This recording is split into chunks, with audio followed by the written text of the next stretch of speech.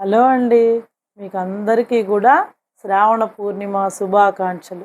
ఈ శ్రావణ పూర్ణిమకి సంబంధించి 2, 3 ప్రత్యేకతలున్నాయి.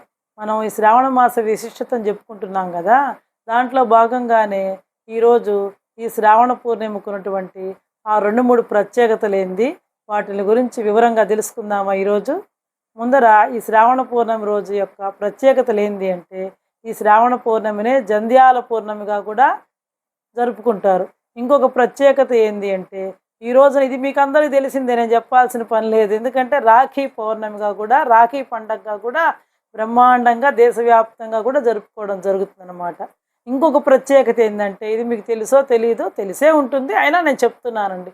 ఈరోజు హయగ్రీవ స్వామి జయంతి కూడా అండి. శ్రావణాల పౌర్ణమి రోజునే హయగ్రీవ స్వామి యొక్క జయంతి కూడా.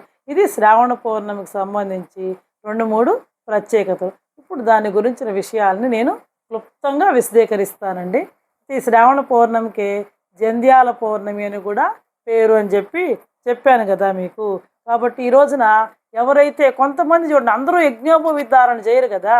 ఎవరైతే యజ్ఞోపవీత ధారణ అలవాటు ఉంటుందో వాళ్ళందరూ కూడా ఈ శ్రావణ పౌర్ణమి రోజు నూతన యజ్ఞోపవీత ధారణ అనేటువంటిది చేయడం జరుగుతుందన్నమాట. అది ఒక ప్రత్యేకత. ప్రతి ఒక్కళ్ళు కూడా ఎవరైనా సరే యజ్ఞోపవీతాన్ని ఎవరైతే ధరిస్తారో వాళ్ళందరూ కూడా ఖచ్చితంగా నూతన యజ్ఞోపవీత ధారణని చేయడం జరుగుతుందన్నమాట. నూతన యజ్ఞోపవీత ధారణ చేస్తారు. అయితే అసలు ఈ యజ్ఞోపవీతము అంటే అర్థము ఏంది అంటే, ఈ యజ్ఞోపవీతంలో చూడండి ఎన్ని పదాలు ఉన్నాయి. యజ్ఞము, ఉపవీతము అనే 2 పదాలు ఉన్నాయి, అవునా కదా. యజ్ఞోపవీతంలో ఎన్ని పదాలు ఉన్నాయి? యజ్ఞము, ఉపవీతం అనేటువంటి 2 పదాల కలయిక వల్ల ఇది ఏర్పడింది అనమాట యజ్ఞోపవీతం అనేది. యజ్ఞము అంటే అర్థం ఏంది? మామూలుగా మీకు అందరికీ తెలుసు. యజ్ఞం అంటే ఏంది? యాగం చేయడం అనమాట. ఉపవీతము అంటే దారం. జనరల్గా మనం ఏం చేస్తాం? ఉపవీతం అంటే యజ్ఞోపవీతం అంటే ఏంది? జంధ్యమే కదా, అది ఒక దారపోగులాగా అనమాట. దారం కదా వేసుకుంటారు. కాబట్టి యజ్ఞోపవీతము అంటే యాగ కర్మ చేత పునీతమైనటువంటి దారము అని అర్థం అనమాట. దానికి అనేక క్రతువులు, యజ్ఞాలు, హోమాలు చేస్తారు కదా. దాని ద్వారా పవిత్రమైనటువంటి పునీతమైనటువంటి దారాన్ని, ఉపవీతాన్ని యజ్ఞోపవీతము అంటారనమాట. ఈ యజ్ఞోపవీతం సాక్షాత్తుగా ఏ దేవతకు సంబంధించింది అంటే గాయత్రీదేవికి సంబంధించింది. అంటే యజ్ఞోపవీతం అంటే గాయత్రీదేవికి సంబంధించినటువంటి పరమ పవిత్రమైనటువంటిది అనమాట. కాబట్టి ఎవరైతే యజ్ఞోపవీత ధారణ చేస్తారో వాళ్ళకి ఆ గాయత్రి మాత యొక్క అనుగ్రహం వల్ల జ్ఞానాభివృద్ధి కలుగుతుంది. ఇంకా కూడా యజ్ఞాన్ని ఆచరించినటువంటి ఫలితం కూడా కలుగుతుంది అని చెప్పి వేదోక్తి అంటే వేదాల్లో చెప్పబడింది అనమాట. ఈ విధంగా ఎవరైతే ఈ యజ్ఞోపవీత ధారణ చేస్తారో వాళ్ళందరికీ కూడా జ్ఞానాభివృద్ధి కలుగుతుంది, యజ్ఞాన్ని ఆచరించినటువంటి ఫలితం కలుగుతుందని చెప్పి వేదోక్తి అనమాట. ఈ యజ్ఞోపవీతాన్నే జంధ్యమని, బ్రహ్మసూత్రం అని కూడా పిలవడం జరుగుతుందన్నమాట. అయితే ఇంకా ఈ శ్రావణ పౌర్ణమి నాడు ఇంకా ఏం చేస్తారంటే ఖచ్చితంగా నూతన యజ్ఞోపవీత ధారణ చేస్తారు. కొత్తగా అంతకుముందర మాఘమాసంలో కానీ, వైశాఖ మాసంలో కానీ, జ్యేష్ఠ మాసంలో కానీ ఎవరికైతే కొత్తగా ఉపనయనం చేస్తుంటారు కదా వాళ్ళందరికీ కూడా ప్రత్యేకంగా ఈ శ్రావణ శుద్ధ పౌర్ణమి రోజున, ఈ శ్రావణాల పౌర్ణమి రోజున ఉపాకర్మ అనేటువంటి ప్రత్యేకమైనటువంటి ఒక వైదిక క్రతువుని నిర్వహిస్తారనమాట. ఖచ్చితంగా నిర్వహిస్తారనమాట. ఉపాకర్మ అనేటువంటిది నిర్వహించడం ఒక ప్రత్యేకమైనటువంటి విధి అనమాట. ఇది దేనికి సంబంధించింది అంటే, ఉపాకర్మ అనేటువంటిది దేనికి సంబంధించింది అంటే వేదాధ్యయనానికి సంబంధించినటువంటి ఒక విధి అనమాట. ఒక విధానం, ఒక వైదిక ప్రక్రియ. అర్థమైంది కదా అండి. వేదాధ్యయనానికి సంబంధించినటువంటి ఒక వైదిక ప్రక్రియ ఈ ఉపాకర్మ అనేటువంటిది అనమాట. ఇంకా సంస్కృతంలో నిఘంటు అయినటువంటి అమరకోశాన్ని ఎవరు రచించారంటే అమరసింహుడు అనేటువంటి ఆయన రచించాడనమాట. ఆయన ఏం చెప్తాడంటే సంస్కారపూర్వం గ్రహణం స్వాదుపాకరణం శృతే అన్నాడు. అంటే ఏంది అంటే సంస్కారం అంటే ఉపనయనము. సంస్కారం అంటే ఏంటంటే ఉపనయనం. వేదాన్ని అధ్యయనం చేయడం ఉపాకరణము. సంస్కారపూర్వకంగా వేదాధ్యయనం చేయడమే ఉపాకర్మ. ఉపాకర్మ అనేది ఎందుకు చేస్తారంటే అంతకు ముందర ఉపనయనం చేసినా కూడా వేదాధ్యయనాన్ని ప్రారంభించారనమాట. ఎప్పుడైతే ఈ శ్రావణాల పౌర్ణమి రోజున ఈ ఉపాకర్మ నిర్వహిస్తారో ఆ తర్వాత నుంచే వాళ్ళు ఈ ఉపనయనం అయినటువంటి వాళ్ళు వేదాధ్యయనం అనేటువంటిది నేర్చుకోవడం ప్రారంభించడం జరుగుతుందన్నమాట. కాబట్టి సంస్కారపూర్వకంగా వేదాధ్యయనం చేయడమే ఉపాకర్మ. మహర్షులు చూడండి, మనిషి పుట్టింది మొదలుకొని అనేక సంస్కారాలు నిర్వహిస్తారు కదా. జాతకర్మని, బారసాలని, అన్నప్రాసని, చెవులు కుట్టడం అని, పుట్టెంట్రుకలని, అలా మనిషి మొత్తం జీవితంలో 16 సంస్కారాలు ఉంటాయి, షోడశ సంస్కారాలు ఉంటాయి. ఆ షోడశ సంస్కారాల్లో ఈ ఉపనయనం కూడా ఒక సంస్కారం అన్నమాట. మనకి మానవుడికి విధించినటువంటి వేదంలో చెప్పబడినటువంటి ఈ షోడశ సంస్కారాల్లో ఉపనయనం కూడా ఒక సంస్కారం అన్నమాట. కాకపోతే సంస్కారాలన్నింటిలో కూడా ఇది అత్యంత ప్రాముఖ్యమైందనమాట. ఏది? ఈ ఉపనయనం అనేటువంటి క్రతువు అనమాట. ఈ ఉపనయనం ద్వారా గురువు ఏం చేస్తాడంటే తన శిష్యుని యొక్క ప్రతిభా పాఠవాల్ని గుర్తించి అతనికి మంచి జ్ఞానాన్ని ఉపదేశిస్తాడు, అనుగ్రహిస్తాడనమాట. ఇది జంధ్యాల పౌర్ణమి ఉపాకర్మ, దానికి సంబంధించినటువంటి విశిష్టత. ఇప్పుడు మనం రాఖీ పండుగను గురించి కొన్ని విషయాలు చెప్పుకుందాం. ఈ రాఖీ పండుగని దేశవ్యాప్తంగా కూడా విశేషంగా జరుపుకుంటారనమాట. ఒకప్పుడు ఇంత ప్రాచుర్యంలో లేదు, కానీ ఈ మధ్య ప్రపంచం అంతా కూడా ఈ గ్లోబలైజేషన్ అయినందువల్ల ప్రతి ఒక్కళ్ళు కూడా ఒకళ్ళని చూసి ఒకళ్ళు ఈ రాఖీ పండుగని జరుపుకుంటున్నారనమాట. ఇది ఎవరికి సంబంధించిన పండుగ అంటే అన్నా చెల్లెళ్ళకి, అక్కా తమ్ముళ్ళకి సంబంధించినటువంటి పండుగ అనమాట.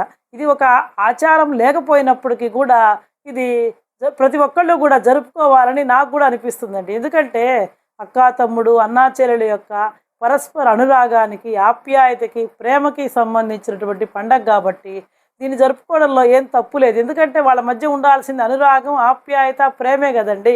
ఇప్పుడు సపోజు అక్క కష్టం వచ్చిందనుకోండి, తమ్ముడు అనేటువంటి వాడు ఎలా ఉండాలి? నాకేమనుకోకూడదు, అయ్యో మా అక్క కష్టం నాదిగా భావించి ఆ తమ్ముడు అండగా నిలబడాలి.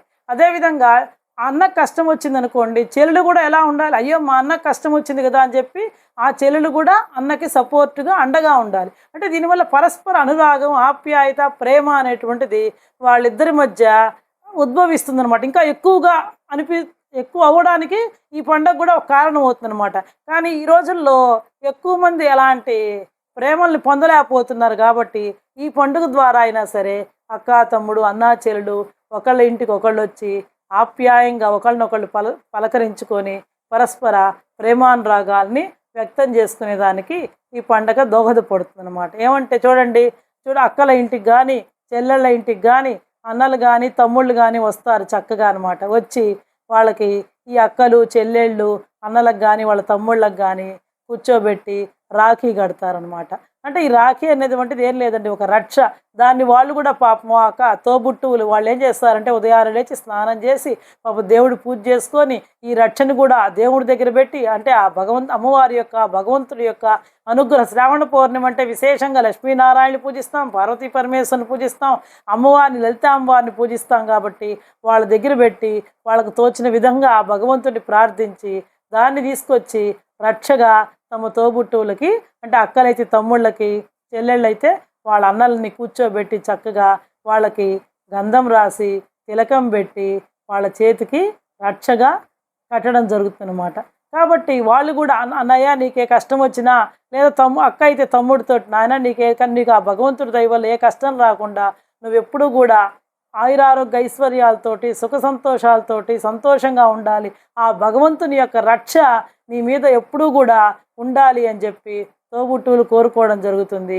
దానికి ప్రతిస్పందనగా వాళ్ళు, అదే అన్నలు కానీ తమ్ముళ్ళు కానీ వాళ్ళు ఏం చేస్తారంటే, అమ్మ నువ్వు కూడా ఏం దిగులు పడొద్దు అని చెప్పి వాళ్ళు కూడా ఆశీర్వదిస్తారనమాట. అదే చెప్పి అక్కలైతే తమ్ముళ్ళని ఆశీర్వదిస్తారు, అన్నలు అయితే చెల్లెళ్ళని ఆశీర్వదిస్తారు. అమ్మ నీకు కూడా ఏ కష్టం వచ్చినా మేము ఉన్నామమ్మా, నువ్వేం బాధపడొద్దు, నీ యొక్క కష్టంలో కానీ సుఖంలో కానీ మేము పాలు పంచుకుంటాము అని చెప్పి వాళ్ళు కూడా చెప్పడం జరుగుతుందన్నమాట. కాబట్టి ఒకళ్ళకొకళ్ళు ఆప్యాయతని, అనురాగాన్ని తెలుపుకోవడానికి ఈ పండగ దోహదపడుతుంది. కాబట్టి దీన్ని ఆచారంతో నిమిత్తం లేకుండా ప్రతి ఒక్కళ్ళు కూడా ఆనందోత్సాహాలతోటి జరుపుకోవచ్చు. వాళ్ళు రాఖీ కట్టిన దానికి ప్రతిఫలంగా వాళ్ళ అక్కలకు కానీ, చెల్లెళ్ళకి కానీ వాళ్ళు బహుమతుల్ని ఇవ్వడం జరుగుతుంది. వీళ్ళు కూడా వాళ్ళ యొక్క తమ్ముళ్ళకు కానీ, అన్నలకు కానీ ప్రత్యేకంగా ఏదైనా సరే మంచి భోజనం పెట్టడము, లేదా ఒక స్వీట్ తినిపించడము చేయడం జరుగుతుందన్నమాట. ఇది వాళ్ళిద్దరి యొక్క పరస్పర అనురాగానికి సంబంధించినటువంటి పండగ. అయితే ఈసారి ఈ రాఖీ పండగ అనేటువంటిది ఒక ఆచారం ఎలా వచ్చింది అంటే, దీనికి సంబంధించి ఒక చిన్న కథని క్లుప్తంగా వివరిస్తాననమాట. ఇది ఇంద్రుడు, ఇంద్రాణి కథ అండి ఇది. పూర్వం రోజుల్లో ఈ ఇంద్రుడు దేవతలకి, రాక్షసులకి భయంకరమైన యుద్ధం జరిగింది. అంటే ఎన్ని సంవత్సరాలు జరిగిందంటే, ఒక పుష్కరం అంటే 12 సంవత్సరాలు జరిగిందనమాట. ఇంద్రుడు బాగా నీరసించిపోయాడనమాట. ఇంక యుద్ధం చేయలేక రాక్షసులతోటి. అప్పుడు ఆయన అమరావతిలో ఆ రాక్షసుల బారిన పడకుండా లోపల రహస్యంగా దాక్కుంటాడనమాట. అప్పుడు తన భర్త యొక్క అవస్థని గమనించినటువంటి ఇంద్రాణి అంటే శచీదేవి, ఇంద్రుడి భార్య, ఆమెకే ఇంద్రాణి అని పేరు అనమాట. ఆ శచీదేవి ఏం చేస్తుందంటే పాపం చాలా బాధపడి ఆమె లక్ష్మీనారాయణులని, శ్రీ పార్వతీ పరమేశ్వరులని, అమ్మవారిని పూజించి చక్కగా ఒక రక్ష తీసుకొచ్చి ఇంద్రుడికి కడుతుందనమాట. ఇంద్రుడికి గట్టి ఆయనని యుద్ధానికి పంపిస్తుంది. నువ్వు ఇలా ఉంటే ఎలా, దేవతలందరికీ కూడా నువ్వు అండగా ఉండవలసినటువంటి వాడివి, దేవతలకి రాజువి, త్రిలోకాధిపత్యం వహించాల్సినటువంటి వాడివి అని చెప్పి ఆయన్ని ఉత్తేజితుడిని చేస్తుందన్నమాట. ఉత్తేజం చేసి యుద్ధానికి పంపిస్తుంది. ఎప్పుడైతే శచీదేవి తన భర్తకి ఈ రక్షగా కట్టిందో, మిగతా దేవతలందరూ కూడా వాళ్ళు కూడా పూజలు చేసి వాళ్ళ రక్షలు తీసుకొచ్చి అందరూ కూడా ఇంద్రుడికి కడతారనమాట, చేతికి రక్షగా కడతారు. ఆ తర్వాత ఇంద్రుడు వెళ్ళి రాక్షసులతో యుద్ధం చేసి విజయాన్ని సాధిస్తాడనమాట. అయితే ఇది ఏ రోజు జరిగిందంటే, ఆ రోజు శ్రావణ శుద్ధ పౌర్ణమి రోజు. శ్రావణ శుద్ధ పౌర్ణమి రోజు శచీదేవి తన భర్తకి అంటే భగవంతుడిని పూజించి, అమ్మవారిని పూజించి తన భర్తకి రక్షగట్టి యుద్ధానికి పంపించింది. కాబట్టి ఆ యుద్ధంలో ఇంద్రుడు విజయాన్ని సాధించి మళ్ళా త్రిలోకాధిపత్యాన్ని పొందిన రోజు కాబట్టి అప్పటి నుంచి ఇది ఏంటంటే కాలక్రమేణా అది పోయి అన్నా చెల్లెళ్ళు, అక్కా తమ్ముళ్ళు కట్టుకోవడం అనేటువంటిది ప్రారంభమైంది అని చెప్పి పురాణాల ప్రకారం మనకి తెలుస్తుంది అనమాట. అయితే ఫస్ట్ ఎక్కడి నుంచి ప్రారంభం, దీన్నే రక్షాబంధం అని కూడా అంటారనమాట. అంటే వాళ్ళ అక్కలు కానీ చెల్లెళ్ళు కానీ తమ అన్నలకి తమ్ముళ్ళకి రక్షగా కట్టేటువంటి దాన్నే రక్షాబంధనం. కాబట్టి ఇది కూడా ఒక పేరు అనమాట. రాఖీకి పేరు రాఖీ అని ఇప్పుడు అంటున్నారు, కానీ అది ఒక రక్షాబంధనం అనమాట. వాళ్ళ యొక్క అన్నలకు కానీ తమ్ముళ్ళకు కానీ వాళ్ళు రక్షణ కల్పించేటువంటి ఒక ఇదనమాట, ఒక తాయెత్తు లాంటిది ఇది. అది రక్షాబంధనం అనమాట. శచీదేవి తన భర్తకు గట్టి ఆయన విజయాన్ని సాధించాడు. ఈ విధంగా అప్పటి నుంచి కూడా ఇది శ్రావణ శుద్ధ పౌర్ణమి రోజు జరిగింది కాబట్టి అప్పటి నుంచి కూడా ఇది కాలక్రమేణా మార్పు చెందుతూ రూపాంతరం చెందుతూ అన్నా చెల్లెళ్ళు, అక్కాదమ్ముళ్ళ పండగ. ఇదంటే అక్కలు కానీ చెల్లెళ్ళు కానీ తమ సోదరులకి రక్షణగా కట్టేటువంటి ఆచారం అనేటువంటిది కాలక్రమేణా వచ్చింది. ఇది అండి రాఖీ పండగకి సంబంధించినటువంటి విశేషం. ఈరోజు ఇంకొక ప్రత్యేకత కూడా ఉందని చెప్పాను కదా నేను ఇందాక మీకు. అదేంటి అంటే స్వామి యొక్క జయంతి కూడా ఈ శ్రావణ శుద్ధ పౌర్ణమి రోజు. చూడండి, శ్రావణ శుద్ధ పౌర్ణమికి ఎన్ని విశేషాలు ఉన్నాయో, ఎన్ని ప్రత్యేకతలు ఉన్నాయో చూడండి. హయగ్రీవ స్వామి ఎవరంటే విష్ణుమూర్తి యొక్క ఒక అవతారమే హయగ్రీవ స్వామి. ఈయన జ్ఞాన స్వరూపుడు అనమాట. ఈయన మనం చూడండి, మామూలుగా పరమశివుని యొక్క అంశలో జ్ఞానం అంటే దక్షిణామూర్తిని పూజిస్తాం కదా, అదేవిధంగా అమ్మవారి ఉపాసనలో జ్ఞానానికి సంబంధించి శారదాదేవిని, సరస్వతీదేవిని పూజిస్తాం కదా, అదేవిధంగా విష్ణుమూర్తి యొక్క అవతారాల్లో జ్ఞాన సంబంధమైన అవతారం ఏంటి అంటే ఈ హయగ్రీవ స్వామి యొక్క అవతారం అనమాట. ఇది జ్ఞానానికి సంబంధించింది అనమాట. కాబట్టి ప్రతి ఒక్కళ్ళు కూడా ఈ శ్రావణ శుద్ధ పౌర్ణమి రోజు లక్ష్మీనారాయణని పూజించండి, నూతన యజ్ఞోపవీతాన్ని ధరించండి, ఇది కొత్తగా ఒడుగైనటువంటి వాళ్ళకి ఉపాకర్మ విధిని నిర్వహించుకోండి, ఇంకా రాఖీ పండుగ జరుపుకోండి. అన్నా చెల్లెళ్ళు, అక్కా తమ్ముళ్ళు రాఖీ పండుగను జరుపుకోండి, సంతోషంగా ఒకరికొకళ్ళు ఆప్యాయ అనురాగాల్ని పంచుకోండి. ఇంకా హయగ్రీవ జ్ఞానానికి సంబంధించి హయగ్రీవ స్వామిని కూడా ఆరాధించండి. మంచి జ్ఞానం కావాలి కదండి, మనందరికీ కూడా సజ్ఞానం కావాలి కదా, కాబట్టి మంచి జ్ఞానాన్ని పొందండి. ఇది ఈ శ్రావణ పౌర్ణమికి సంబంధించి నాకు తెలిసినటువంటి విషయాల్ని మీతో పంచుకోవడం జరిగింది. మీరు కూడా ఆ భగవంతుడిని చక్కగా ఆరాధించి వాళ్ళ యొక్క అనుగ్రహాన్ని పొందాలని కోరుకుంటున్నాను. ఈ శ్రావణ పౌర్ణమి మీరందరూ కూడా ఆనందోత్సాహాలతో జరుపుకోవాలని కోరుకుంటూ మరొకసారి మీకు అందరికీ కూడా శ్రావణ పూర్ణిమ శుభాకాంక్షలు తెలియజేస్తూ సెలవు తీసుకుంటున్నానండి.